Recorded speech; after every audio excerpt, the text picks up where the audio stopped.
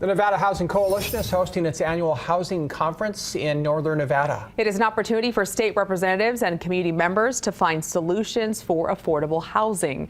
The Nevada Housing Coalition says Nevada is short nearly 100,000 units. The economy and population has boomed, but the supply cannot keep up with the demands. Panelists are presenting innovative, non-traditional, and supportive housing opportunities for the working class, people living on a fixed income, and the homeless. Funding and land availability seem to be the root of the problem, but there are solutions being discussed.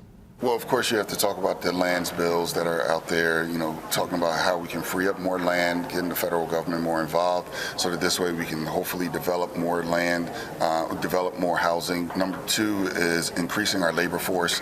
We have to definitely look at that, and then bringing the cost of lumber down. If we can handle those and take on those issues, then we can definitely start building.